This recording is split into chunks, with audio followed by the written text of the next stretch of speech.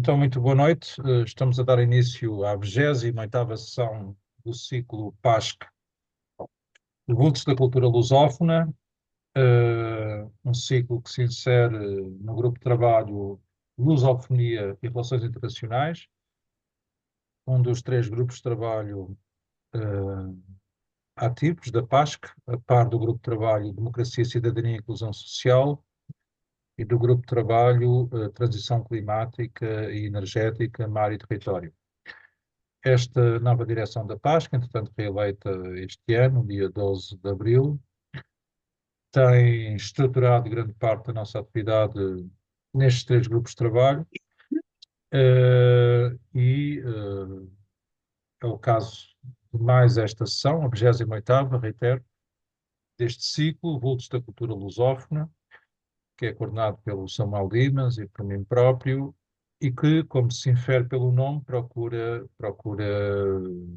enfim, valorizar, difundir, divulgar, recordar figuras maiores da cultura de língua portuguesa, não apenas autores nascidos em Portugal.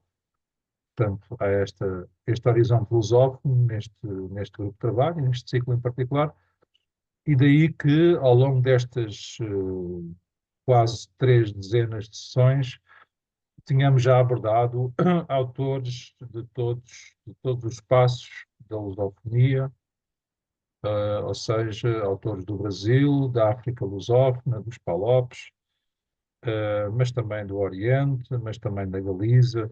Enfim, temos feito esse périplo por todo o mundo da lusofonia,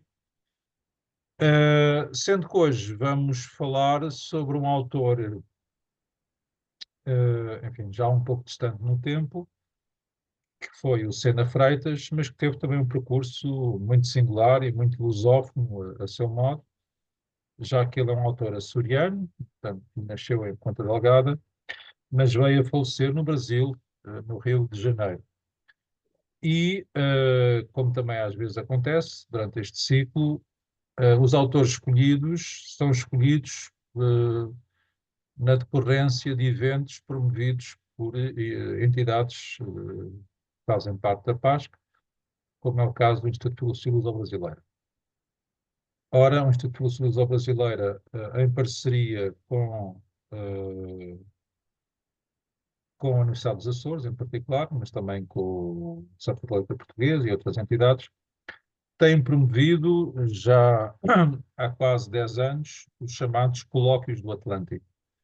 Eu estou aqui a partilhar o site desses colóquios, depois podem visualizar com mais devagar, e que se têm debruçado sobre figuras da cultura açoriana com projeção nacional e até internacional. O primeiro colóquio realizou-se já em 2015, não falha a memória, e foi sobre José Enes. José Enes é um grande filósofo.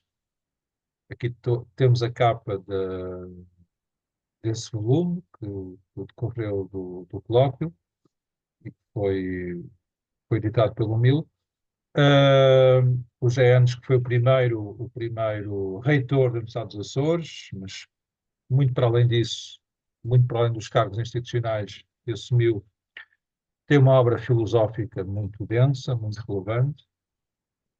Depois, no segundo colóquio, temos alguém que também se inscreve perfeitamente nesse perfil, Gustavo Fraga, que foi também reitor da Universidade dos Açores, mas que teve também uma obra filosófica muito relevante. Depois, no terceiro colóquio, falámos sobre Joaquim Maria da Silva, enfim, que é uma figura menos conhecida, mas que também tem uma obra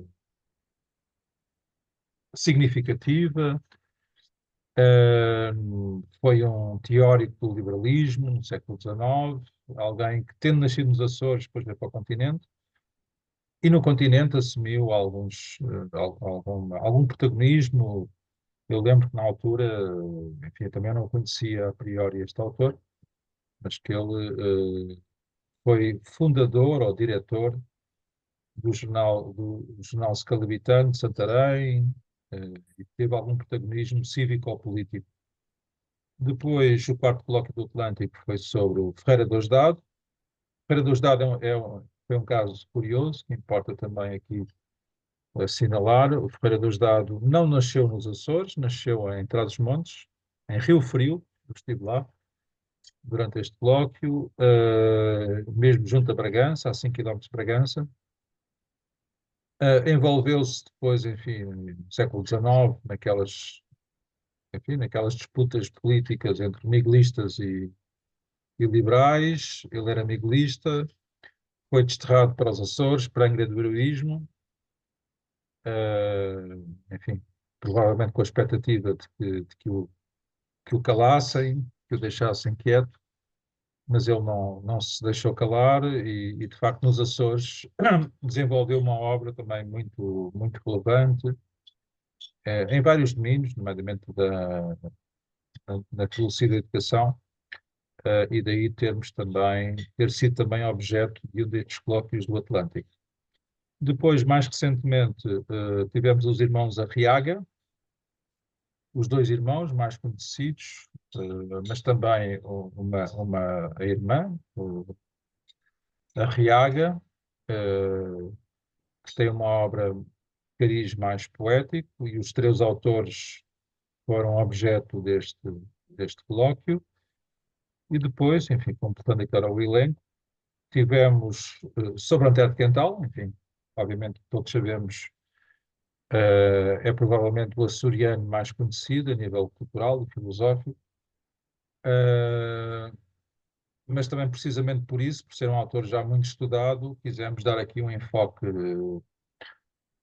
não muito comum, ou seja, em vez de falarmos diretamente sobre Antero de Quental, falámos sobre Antero de Quental a partir ou através dos seus hermeneutas, dos seus intérpretes. Foi também um colóquio muito concorrido e este é um volume até particularmente interessante. E mais recentemente falámos sobre Francisco Machado Faria Maia e Roberto Mesquita. Foram os dois autores em destaque no 7º colóquio do Atlântico. E o ano passado o autor foi Teófilo Braga, uma figura mais conhecida, chegou a ser Presidente da República em Portugal, como sabemos. As atas do colóquio ainda estão a fechar-se, serão lançadas só depois do verão. Ainda havia a expectativa de estarem prontas antes, mas isso não será possível. Em todo o caso, foi também um colóquio muito concorrido. O Teófilo Braga foi, de facto, um autor muito marcante, no plano político, filosófico, cultural, cívico. Sendo que, precisamente, e daí o pretexto, este ano, Sena Freitas foi a figura escolhida, enfim, pelas entidades que organizam estes colóquios. Portanto, o tema genérico é Sena Freitas, entre Portugal e o Brasil, legado filosófico e literário. Este colóquio vai começar pelo Rio de Janeiro, onde ele veio a falecer, no dia 18 de julho. Eu próprio estarei no Brasil, tal como o Samuel Dimas, e depois, em outubro, ainda não há datas precisas, mas elas estão prestes a ser fechadas. Este colóquio estender-se-á a Lisboa e a Ponta Delgada. Portanto, faremos o percurso inverso do próprio Sena Freitas. Sena Freitas, como há pouco recordei, nasceu em Ponta Delgada e veio a falecer no Rio de Janeiro. Nós aqui começaremos pelo Rio de Janeiro e terminaremos este colóquio em Ponta Delgada. O programa do dia 18 já está online e partilho aqui convosco o sítio do Instituto de Filosofia Luso-Brasileira, até porque, entretanto, há outros colóquios que estão em curso, que estão em aberto, já foram anunciados. Fica também o REP. Se quiserem participar, podem nos enviar uma proposta de comunicação, nomeadamente sobre este colóquio, a filosofia portuguesa no tempo de Camões, se realizará em setembro, e também um outro colóquio sobre o integralismo luso-brasileiro. Esse ainda não foi anunciado, mas posso antecipar as datas. Ocorrerá nos dias 10 e 11 de dezembro, entre Lisboa e Coimbra. Vai ser anunciado muito, muito em breve. Portanto, este colóquio articula-se, por sua vez, com os colóquios de Filosofia Luso-Brasileira Antero-Cantal, que são colóquios promovidos pelo Instituto de Filosofia Luso-Brasileira, igualmente. Aliás, eles decorrem alternadamente entre Portugal e o Brasil, sendo que no Brasil assumem o nome de Colóquios Antero-Cantal e em Portugal assumem o nome de Colóquios Tobias Barreto. Isso, enfim, é sempre preciso explicar porque há pessoas que são induzidas em erro.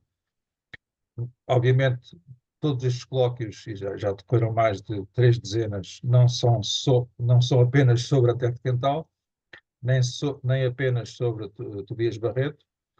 A questão é que o primeiro colóquio que se realizou no Brasil foi sobre Tobias Barreto e depois ficou o nome, e daí o primeiro colóquio de Tobias Barreto, segundo, terceiro, quarto e por aí fora.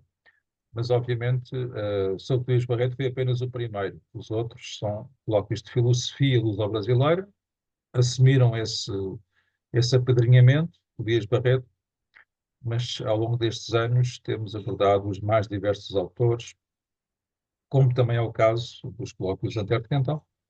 O primeiro colóquio que se realizou no Brasil foi sobre Antero de Quental, mas, entretanto, temos também igualmente abordado os mais diversos autores.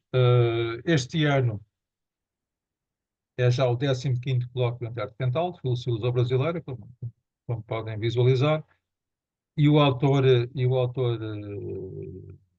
mais em destaque é o Leónidas Egenberg, e o tema, portanto, é o Leónidas Egenberg e a filosofia da ciência e epistemologia no pensamento luso-brasileiro. Portanto, esse tema genérico será o tema dos 2 primeiros dias, dia 16 de julho, já na próxima semana, dia 16 e 17, quarta e quinta-feira, e depois no dia 18 teremos então esse primeiro dia do Colóquio do Atlântico, do nono Colóquio do Atlântico, sobre Sena Freitas. Ainda não temos, de facto, o programa, também não temos as datas das sessões em Lisboa, em Ponta Delgada, mas contamos até final deste mês ter já esse programa e logo que o tenhamos, naturalmente, que iremos aqui partilhar no sítio do Instituto de Filosofia Brasileira. E dito isto, vou passar a palavra ao Samuel Dimas, que coordena comigo este ciclo e que vai apresentar então esta figura, provavelmente será menos conhecida para o público da Paz, que enfim, para o nosso universo, que é Sena Freitas. Samuel, a palavra é tua. Ora viva, uma saudação a todos. Hum, é com satisfação que, que estamos aqui mais uma vez a valorizar os nossos, que são muitos, e, e o padre Sena Freitas é um autor que importa revisitar, importa descobrir, para quem não conhece, e foi muito importante, um autor importante na segunda metade do século XIX, nomeadamente no contexto do liberalismo. Ele nasceu em 1842, como o Renato já disse, em Ponta Delgada, na ilha de São Miguel, e morreu em 1913 no Rio de Janeiro. Pertenceu à congregação da Missão, sob o carisma de Vicente Paulo, conhecidos como os padres lazaristas, hoje padres vicentinos, um, e tem uma obra importante no contexto da paranética apostólica, ou se quisermos, da reflexão espiritual, que foi editada nos dois volumes intitulados No Presbitério e no Templo,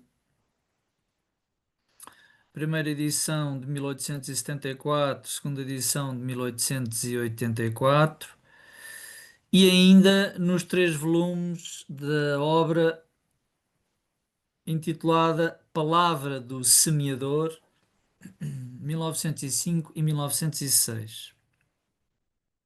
Dedicou-se também à literatura de viagens, que fixou, que, que, que plasmou, e que compilou, nas obras Observações Críticas e Descrições de Viagens, 1888, na obra Por Água e Terra, de 1903, ou ainda Istambul ou o Itinerário de uma Viagem a Constantinopla, 1909. Todas estas obras são interessantes porque revelam a sua atenção àquilo que ele entendia como sendo a atualidade histórica. Era um homem profundamente atento aos movimentos políticos, mas também culturais, filosóficos, estéticos, científicos. E nesse sentido, era um homem do seu tempo, era um homem atual, contemporâneo.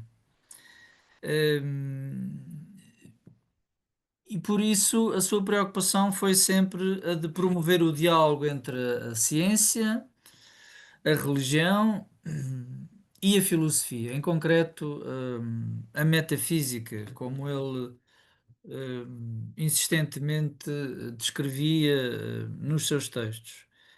Hum, Dizia ele que vivia num tempo em que a metafísica estava a ser esquecida e em que havia uma ausência de valorização, ou até da vivência espiritual, e até da reflexão teológica, nesse sentido, mais lato, e abrangente. Isto é, uma reflexão teológica que fosse atual, não é? Que não fosse a repetição da tradição escolástica, medieval. Hum, e como tal, acompanha o progresso científico, é uma pessoa atenta às transformações sociopolíticas da época. Teve uma função de destaque na fundação do periódico, hum, do periódico, hum, O Progresso eh, Católico, revista religiosa, científica, literária, artística e noticiosa. Periódico esse que foi publicado em Guimarães, a partir do ano de 1878. Um, com ele dá particular relevância a uma educação que é integral, hum, promove a formação espiritual, pastoral e doutrinal, nos planos precisamente desta relação teológica, filosófico-literária e também científica. Isso está bastante patente na sua obra A Alta Educação do Padre, de 1909, onde um, e nesse contexto ele afirma que a retórica não é um fim, como por vezes era entendida na, na época, mas sempre um meio para o conhecimento das diferentes expressões da cultura. Hum, e também, nessa medida, desenvolve, promove um conhecimento simbólico do texto bíblico, das Escrituras, afastando-se daquela visão literalista e mítica, sempre em diálogo com as várias ciências, hum, contrapondo, distanciando-se das interpretações supersticiosas e apocalípticas que tantas vezes contaminavam a teologia do seu tempo, hum, recusa aquela visão assente na culpa, no medo, associada à angiologia e à escatologia religiosa, nomeadamente as teses acerca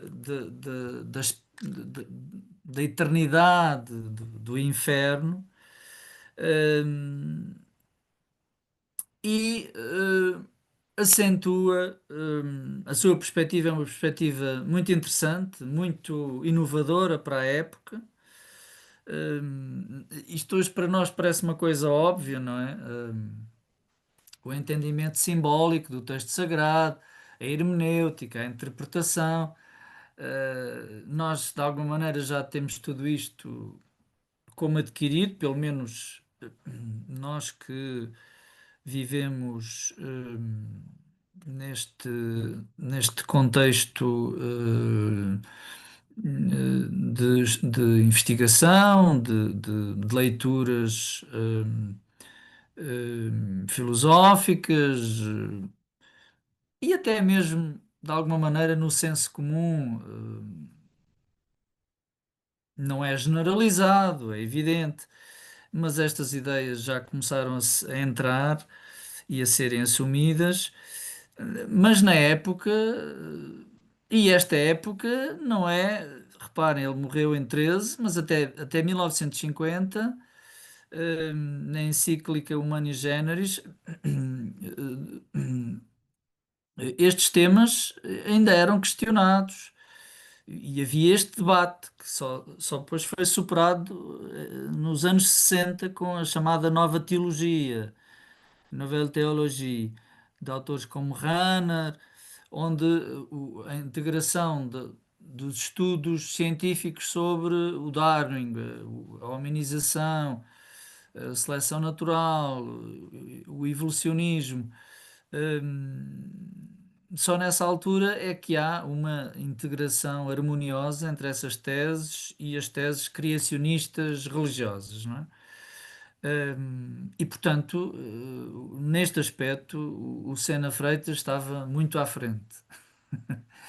Antecipou,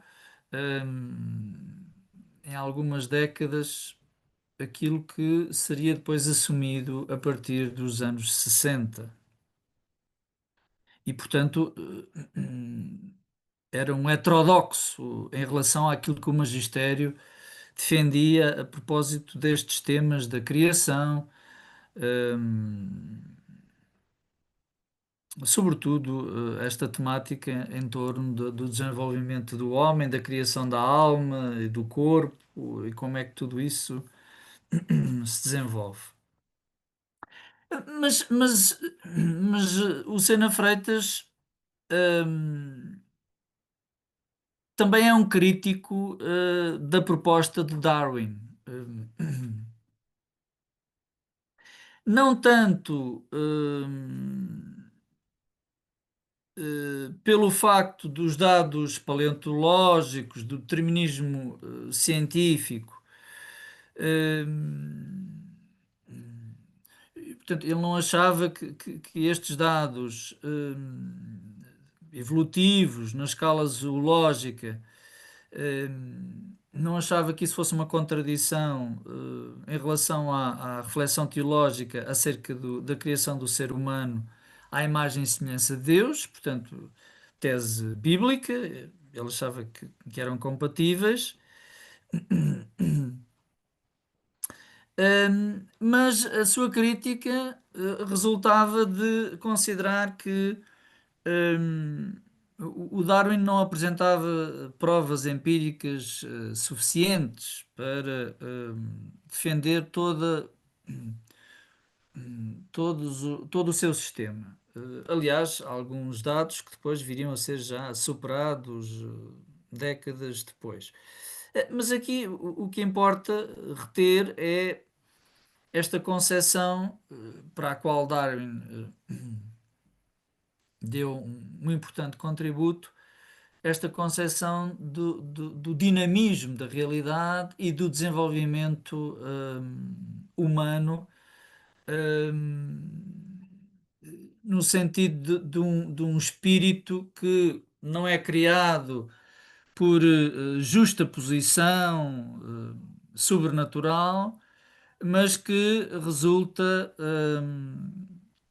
de uma emergência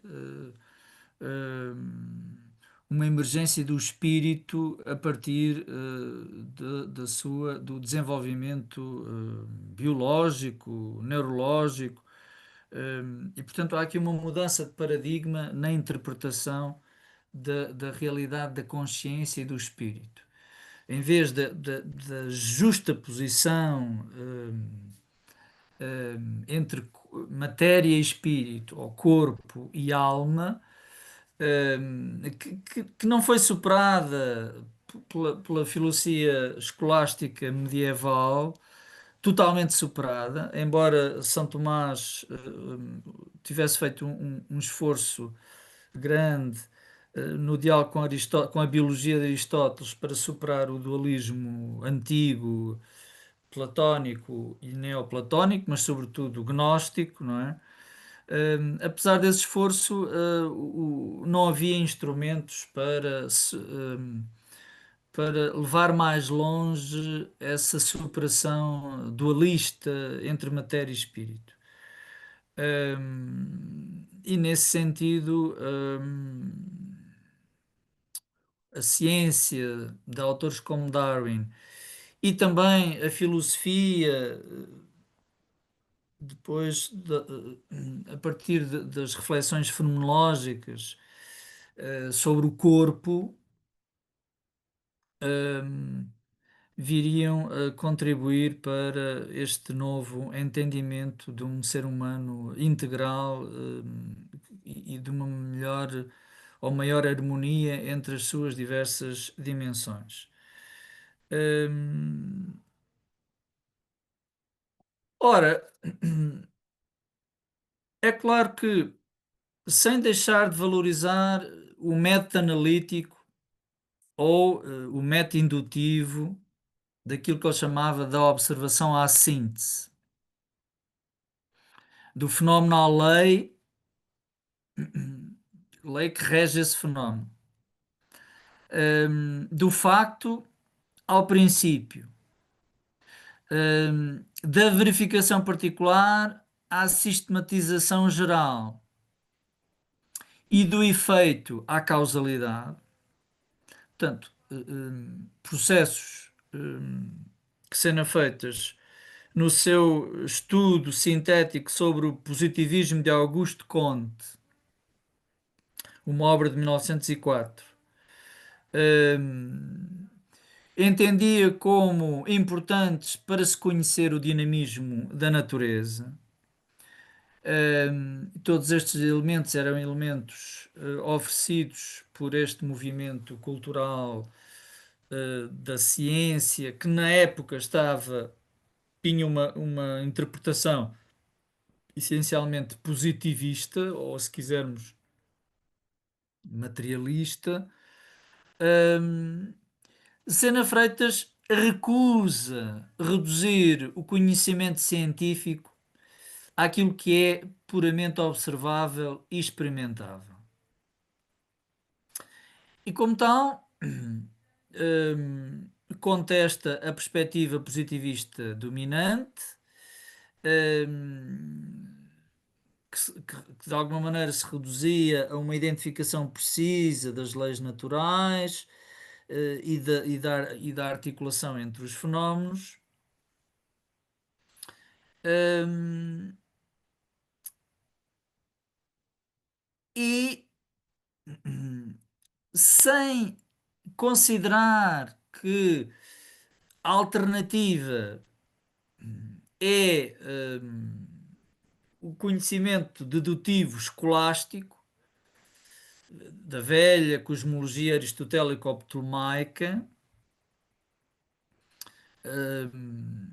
centrada nas causas e sem atender ao tratamento matemático dos fenómenos, Hum, não é essa a proposta de Sena Freitas, eh, mas também não aceita simplesmente estas teses materialistas que reduzem a consciência ao dinamismo cerebral e às reações fisiológicas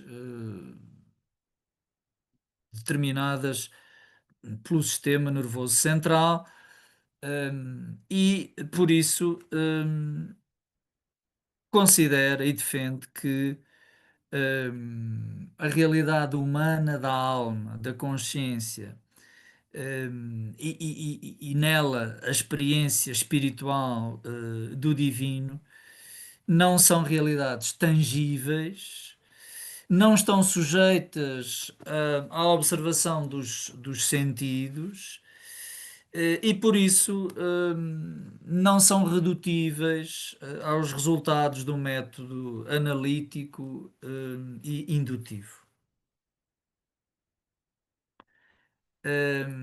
Diz o autor que se seguíssemos a lógica positivista de forma literal, exclusiva, nunca seria possível falarmos da existência de Deus ou reconhecermos essa existência. Na sua obra Estudo Sintético sobre o Positivismo de Auguste Comte, na página 16, Sena Freitas diz o seguinte: Ora, como nem Deus nem a alma humana são tangíveis, nem por conseguinte sujeitas à observação dos sentidos, infere-se daqui que não é de modo algum viável conhecer o modo, nem sequer o facto da sua existência.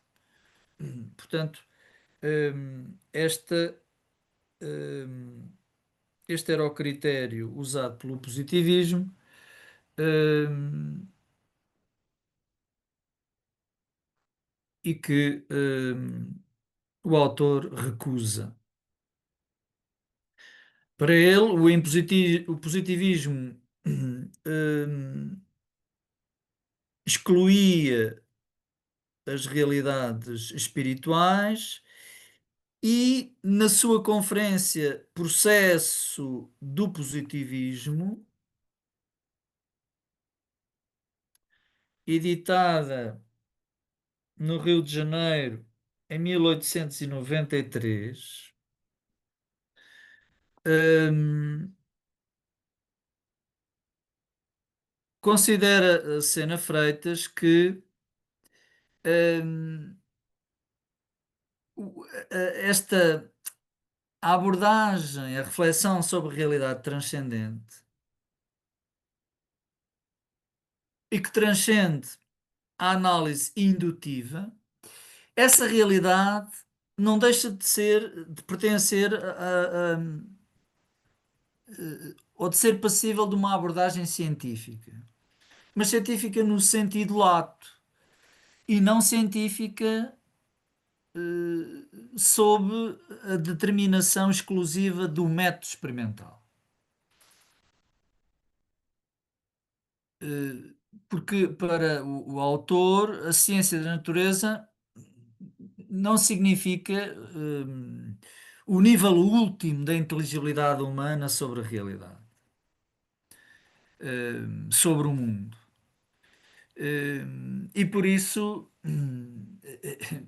não se pode dizer e concluir que a alma é apenas uma simples função do sistema nervoso. Hum, para o autor, num artigo chamado O Microscópio e o Positivismo, editado na obra Observações Críticas e Descrições de Viagem, no seu volume 1. Neste artigo, Sena Freitas considera que a origem última de toda a realidade é a mente divina. Seja essa realidade o universo, no sentido lato, sejam as partículas infinitésimas da vida biológica. Então, para ele, hum, a organização, a ordem complexa de todos os seres vivos tem como causa esta intencionalidade divina que transcende a realidade material. Hum, e cuja compreensão exige essa reflexão metafísica. Ele usa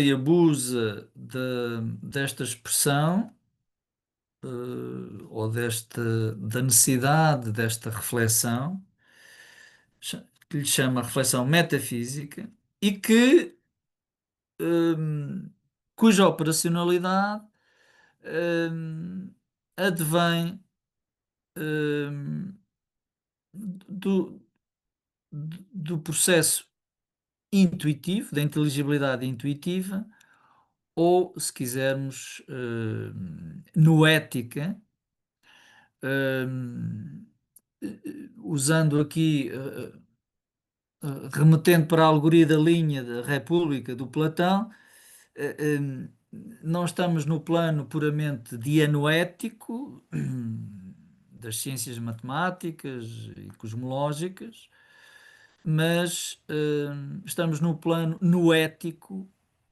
no último nível de ascensão da consciência humana, desde a doxa, a dianoesis até à noética, que é o plano que Platão chama da ontologia, do logos, do discurso, do conhecimento do ser, através da procura das causas primeiras ou das causas últimas. Então, para Sena Freitas, no seu estudo sintético sobre o positivismo de Auguste Comte, hum,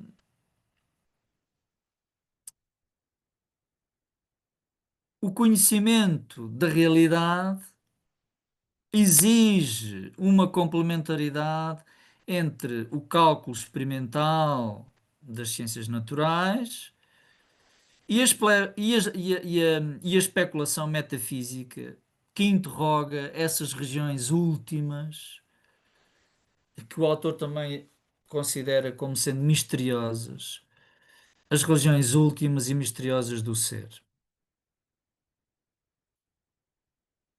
O que é que isto quer dizer? Quer dizer que, por um lado, os fenómenos mentais ou psicológicos e os atos morais ou espirituais não têm a origem apenas no dinamismo da transformação das forças materiais, não podem ser reduzidos à ordem da fisiologia, mas são inerentes à substância da alma,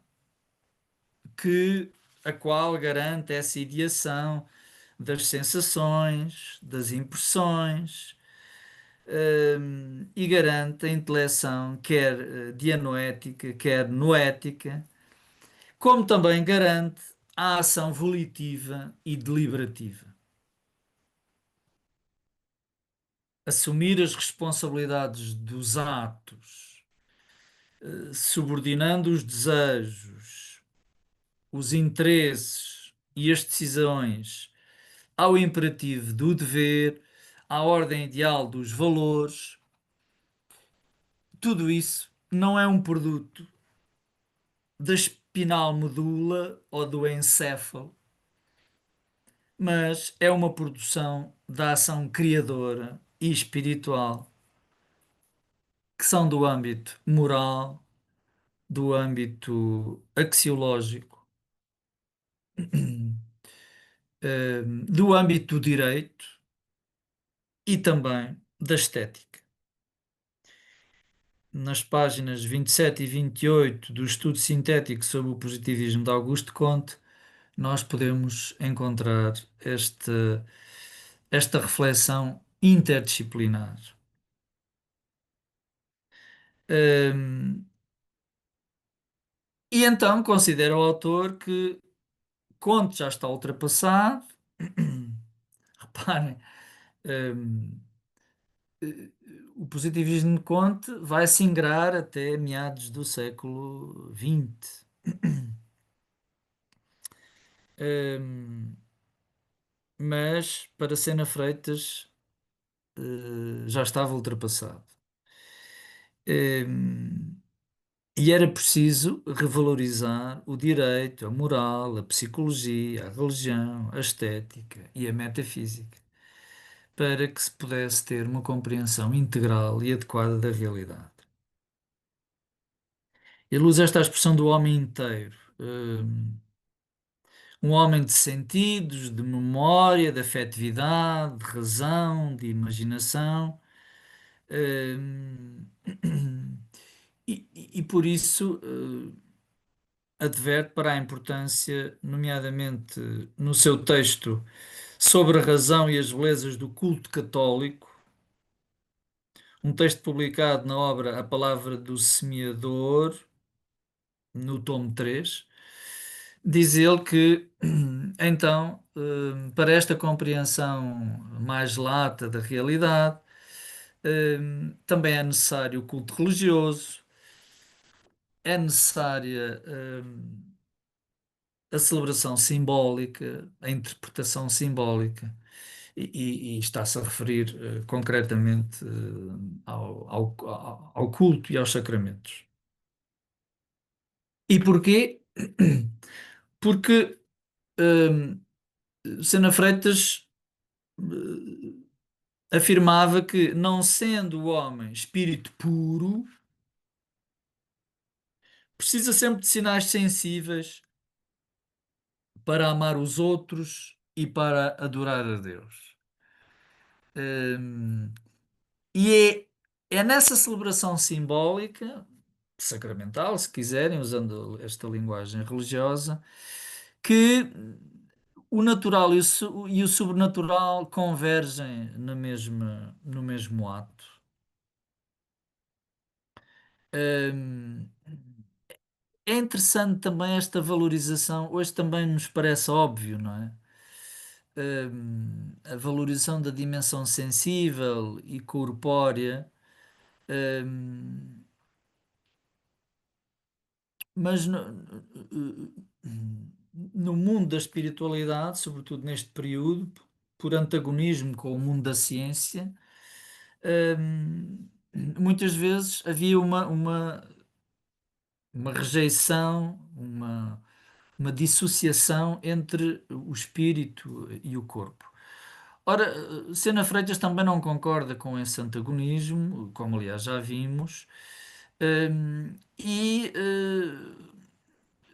sublinha esta valorização da dimensão sensível e justifica com a encarnação e com o testemunho de Cristo. Porque diz também Deus, para se revelar, para se manifestar, se fez humano, não é? Se fez corpo. Hum, Isto é, a transcendência imanentizou-se no cosmos e na história. Transcendência na imanência. Ora, este discurso é interessante porque este será também o centro da reflexão teológica pós anos 50, e que também está aqui enunciado por Sena Freitas. Hum, então, o autor afasta-se da espiritualidade e da religiosidade que seja histórica, vaga, indefinível e intangível. Ainda neste artigo sobre as razões e as belezas do culto católico. Hum, E fala de um Deus que é Pai, que é misericordioso, perante o qual o homem se comove e que ao mesmo tempo não perde as suas características de um ser supremo e misterioso, e infinito, que excede aquilo que é percepcionado nas manifestações sensíveis, e inteligido nas intuições racionais. Portanto, há sempre aqui o reconhecimento por parte do autor deste, desta realidade paradoxal, não é? De uma transcendência que é simultaneamente imanente, e de um Deus que é experienciado através da comoção, da emoção, do amor, da relação, e que ao mesmo tempo excede e não se esgota nas categorias, na linguagem humana e na maneira como o homem percepciona essa relação. Uh, e, e termino com uma pequena abordagem, uma breve abordagem à sua conferência sobre o positivismo, publicada também na obra A Palavra do Semeador, neste tomo 3. Hum, e nesta obra, Sena Freitas, mais uma vez, rejeita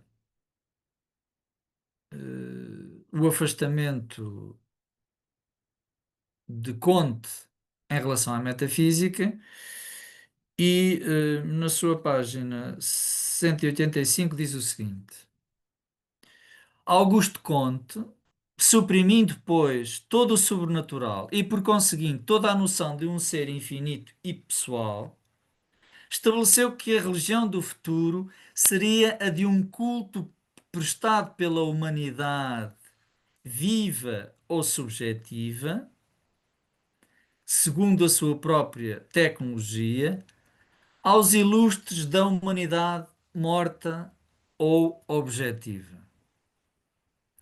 Tal o grande ser que cumpre adorar. A humanidade objetivada passaria a substituir a divindade infinita e subjetiva. Dessa maneira, considera que o sistema positivista nega a racionalidade na compreensão da realidade, porque entende ser um sistema parcial, tal como o materialismo nega o espírito, o idealismo nega a matéria, o ceticismo nega a certeza, o ateísmo nega Deus, o panteísmo nega o mundo, o fatalismo nega a liberdade e o racionalismo que nega a fé. esta crítica será feita também, é feita no mesmo período por Leonardo Coimbra, hum, que usa aquela expressão do cousismo, não é? Todas as visões ou interpretações parcelares, parciais, cousam a realidade, porque reduzem a realidade a uma determinada perspectiva, a um determinado ângulo de abordagem, esquecendo todas as suas outras dimensões de ser. Então, acusa este positivismo de fundamentar o conhecimento apenas nas representações sensíveis da inteligência, acusa-o de defender apenas o que é relativo, de se restringir ao tangível e utilitário, de reduzir o divino ao humano, eh, como sendo essa a religião do futuro, eh, de não aceitar eh, a experiência humana sem a dimensão noética da sua racionalidade. Hum, E, como tal, afirma que esta observação empírica, sensível, apenas dá conta daquilo que é, e mesmo assim de forma parcelar, e não daquilo que deve ser, daquilo que é e não daquilo que será, e muito menos daquilo que será para sempre. Podemos dizer assim, dos elementos transcendentais, comuns a todas as épocas e lugares, dos elementos universais, hum, e como tal, e estou quase a terminar, hum, insiste na importância, hum, da metafísica, de atendermos à dimensão moral e eterna da consciência, porque é aí que se faz ou que se pode fazer a experiência do infinito. Dessa maneira, assume uma racionalidade que não recusa a lógica, mas que está para além da lógica, no sentido daquilo que eles chamam uma compreensão abrangente e harmoniosa do real. E aqui faz um diálogo muito interessante com a metafísica do Krauss. Hum, Esta harmonia na compreensão é uma harmonia que inclui a psicologia, a moral, o direito, a religião e a estética. Eu vou citar aqui uma frase do autor, ainda neste mesmo texto, Conferência sobre o Positivismo, onde ele diz o seguinte: em suma, a filosofia de Auguste Comte é dispersiva nas suas tendências lógicas. Nós preferimos-lhe a harmónica por mais científica e menos exclusiva. Quer dizer, hum, vou só concluir a citação. Neste ponto somos kraussianos, diz Sena Freitas. Hum, Portanto, em vez da filosofia dispersiva de Auguste Comte, ele prefere uma filosofia que procura a compreensão harmoniosa de toda a realidade no sentido de Krauss. Krauss que procura fazer também um diálogo com a ciência e desenvolver uma filosofia com esse rigor lógico e científico. E depois acrescenta: Deus é excesso absoluto e eterno, não se reduzindo ou esgotando na imanência da sua manifestação, seja ela natural ou humana. Este é o princípio do panenteísmo de Krauss, não é? Deus manifesta-se na realidade, está presente em tudo, mas não se esgota, não se reduz a essa presença percebida pela inteligibilidade humana, não se esgota a essa manifestação. E é curioso também hum, que eu defendo a tese de que a maioria dos autores deste período da filosofia portuguesa hum, vão beber a esta perspectiva panenteísta, hum, seja através do Krause diretamente, seja através de Cunha Seixas, de forma mais implícita ou mais explícita, hum, porque é uma via que procura precisamente conciliar a ciência com a metafísica. Era a melhor via na época mais adequada para essa harmonia. Hum, e Sena Freitas faz isso e explicita-o, hum, apontando para a experiência de Deus como esta experiência paradoxal de uma experiência hum, que é científica no sentido metafísico. Há aqui uma, um retomar a episteme grega, hum, no seu sentido lato e não no sentido restrito, como depois foi desenvolvida sobretudo no século XIX. E pronto, era esta partilha que eu tinha para fazer do meu diálogo. As minhas reflexões são sempre diálogos Muito e bem, elas. Samuel. Muito bem, Samuel. Penso que foi uma excelente partilha. Mais do que isso, um excelente introito ao nosso colóquio.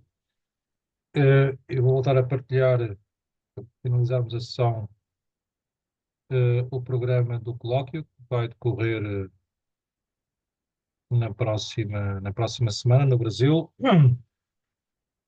Portanto, recordo que o tema, isto é um duplo evento, está articulado, que será o 15º Colóquio Antártico Filosofia Brasileira, sobre o tema geral Leónidas Egenberg e a filosofia da ciência, epistemologia no pensamento luso-brasileiro, que, que decorrerá nos primeiros 2 dias, portanto, 16 e 17 de julho, quarta e quinta-feira, no Rio de Janeiro, na Academia Brasileira de Filosofia, e depois o último colóquio, o último dia do colóquio, ou o último dia desta semana, será já no âmbito do nono colóquio do Atlântico, precisamente sobre Sena Freitas, o autor que hoje evocamos.